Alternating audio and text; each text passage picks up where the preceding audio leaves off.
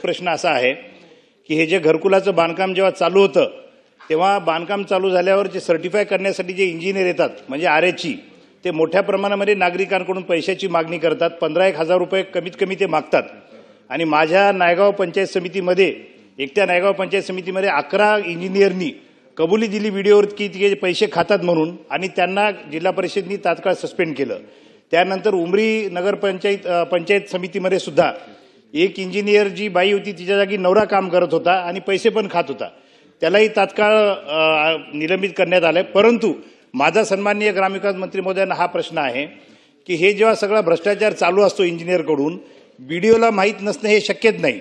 फक्त बीडीओला नाही तर जिल्हा परिषद मुख्यालयातील जे डेप्टी सीओच्या लेवलचे जे अधिकारी असतात त्यांना सुद्धा याची कल्पना असते. मी तर म्हणेल की याचे हप्ते त्यांच्यापर्यंत सुद्धा नक्कीच पोहोचत असतील. तर माझा प्रश्न असा आहे की आपल्याला अशी बाब निर्देशनास आल्यानंतर की इंजिनियर त्या ठिकाणी पैसे खातात तर आपण बीडीओला तर सस्पेंड करालच, परंतु डेप्टी सीओ स्तराच्या अधिकाऱ्यांना सुद्धा आपण त्यांच्यावर सुद्धा कारवाई करणार का? अध्यक्ष महोदय, माननीय सदस्य महोदयांनी एक गंभीर विषय या ठिकाणी सभागृहात याच्याही अगोदर माझ्याकडे त्यांची तक्रार होती. त्या संबंधित सगळ्या इंजिनियरवर कारवाई तर अगोदर झालेली आहे. तर आपण जर सांगितलं की घरकुलाच्या लाभार्थ्याकडून पैसे घेणं हे पाप आहे, एवढ्या गोरगरीब माणसाला घर देत असताना आणि त्याला मदत होत असताना अशा लाभार्थ्याकडून पैसे मागणं हेच मुळात चुकीचं आहे. स्पेसिफिक असा कुठलीही कंप्लेंट आली तर त्याची चौकशी केली जाईल आणि चौकशी करून त्याच्यावर कडक कारवाई केली जाईल. संबंधित बीडीओ असतील, संबंधित डेप्टी सीओ असतील, या सगळ्यांना या प्रक्रियेमध्ये जबाबदार धरलं जाईल आणि तशा पद्धतीची कारवाई केली जाईल. 7/10/2024 रमाई घरकुलच्या माध्यमातून नवबोधांसाठी शिराळा हा आपला पूर्ण गट आहे. आणखीन वाळव्यातली 48 गावातली 8 गावं ही उपगटामध्ये येतात. त्यांना आपण अतिरिक्त निधी देण्याच्या संदर्भातला घोषवारा मागवण्याच्या संदर्भातली प्रक्रिया केली होती. अजूनपर्यंत त्याच्या संदर्भातली कोणतीही कारवाई झालेली नाही. तो एक आपल्याला मुद्दा शासन पटलावरनं निश्चितपणे लवकरात लवकर निर्गत करणं गरजेचं आहे. आणि दुसरं माझी आपल्याकडनं विनंती आहे, 1,20,000 रुपये आपली मूळ किंमत होती, त्यामध्ये 27,000 रुपये आपण अतिरिक्त देत होतो. 12,000 रुपये आपल्याला शौचालयासाठी अगोदर मिळत होते. आपण एक अत्यंत महत्त्वपूर्ण कार्यक्रम घेतला आणि त्या कार्यक्रमाच्या माध्यमातून 15,000 रुपये आपण थेट घरकुलाच्या लाभार्थ्यांच्या अकाउंटवरती त्या दिवशी डीबीटी केले. त्या दिवशी आदरणीय मुख्यमंत्री महोदयांनी त्या असणाऱ्या व्यासपीठावरनं सांगितलं की 50,000 रुपये आपण अतिरिक्त ह्या घरकुलधारकांना देणार आहोत. त्यातले 35,000 रुपये असणाऱ्या घरकुलाच्या खर्चासाठी आणि 15,000 रुपये सौर पॅनेलसाठी.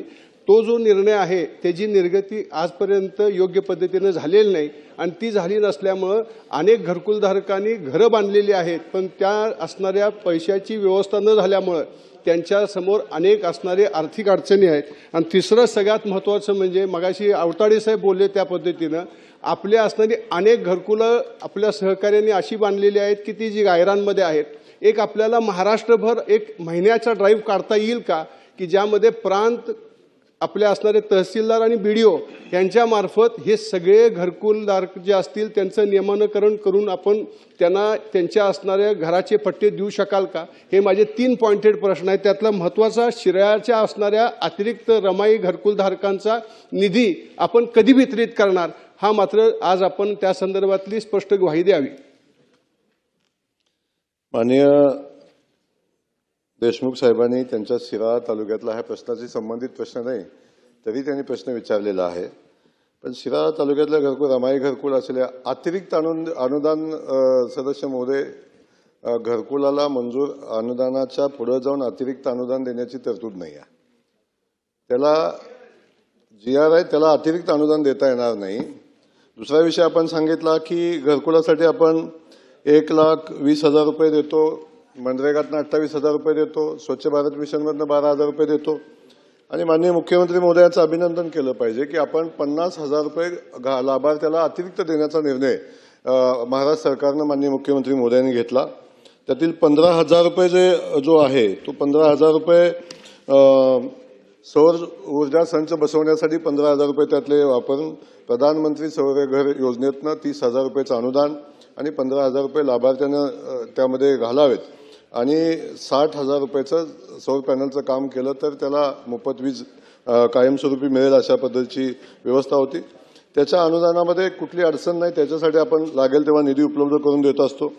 त्याच्या पुढे आपण सांगितलं गायरानामधील घरकुलं आहेत आणि जी घरकुलं शासनाच्या जागेमध्ये आहेत, गायरानामध्ये आहेत, त्या सगळे घरकुलं नियमानुकूल करण्यासंदर्भात शासनानं निर्णय घेतलेला आहे आणि त्या सगळ्या लाभार्थ्यांची